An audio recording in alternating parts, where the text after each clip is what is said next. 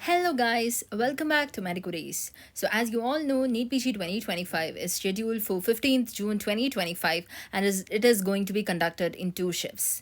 So guys, for everyone who is preparing for Neetpg 2025, I also request you all to prepare for the INISET coming up in May 2025, and also it's good if you give the UPSC CMS exam, which will be coming up after 35 days after the NEET PG 2025 exam.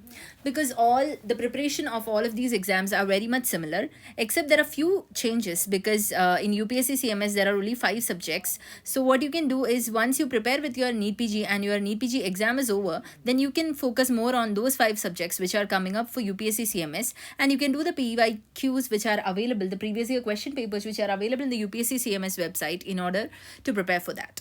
And now, regarding the INISET exam and NEET PG, PYQs are very important and PYTs are very important. So once you get to do the PYQs, you will see the explanation, and the explanation will contain the previous year topics. And you can read more about that previous year topic from a standard book or any other sources which you are using. And guys, if you're somebody who's starting right now, don't go for the main videos, go for the revision videos, because main videos cannot be completed in 3 months and you won't be getting enough time for revision. And one another important thing is, even if you solve PYQs or even if you read in depth about PYTs, something which is important is that you need to have at least a minimum of 3 revisions. So whatever you have read once, you need to read it thrice. Then only it will be there in your mind, at least at a point where it will be helpful for your exams.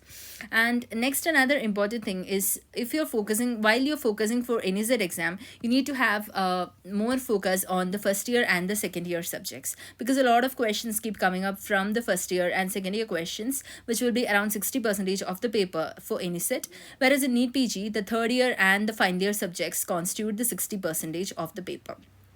But since NEET PG is in two shifts, we there might be a lot of bias coming up, like just like last year, but and the normalization and other issues might also come up in between. But guys, we cannot help it because it's not in our hands. What you can do at present is to sit and study and give your maximum. And next important thing is that you need to have good MCQ practicing skill, because nowadays NEET PG, they don't come with one liner questions. The questions are very big, and there might be a few key points in the question which you need to note down. The question might be lengthy, but you should be able to identify the keywords from that question so that you will be able to reach the answer in the given timings.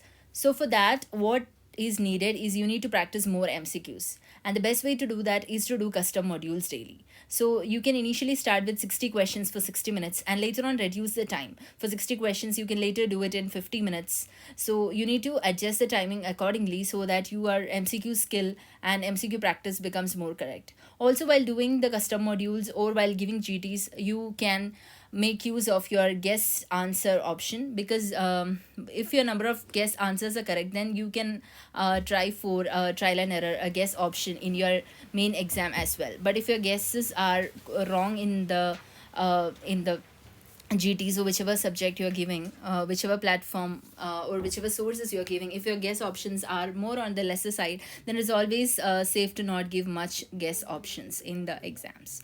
And guys, more about the counseling and other details, I'll be coming up once the NEET PG exam is over, because even if you get a mediocre range, if you are smart enough with the counseling process, then you can get into your dream college and dream branches. But you need to be having at the middle range at least in order for that to work up. So at least you need to come in a decent range of rank. And without the PYQs and the PYTs, it is impossible. It is not at all possible, guys, to get into the into a decent rank itself. If you need to get into the good ranks, you need to have very much good idea about the previous year topics, and also your MCQ speed must be good, and all the important areas should be covered. But for getting a decent rank, at least you need to be very thorough with the PYQs and the PYTs itself, guys, because only then you can reach up to that range, because nowadays competition is increasing and you need to be in that range at least.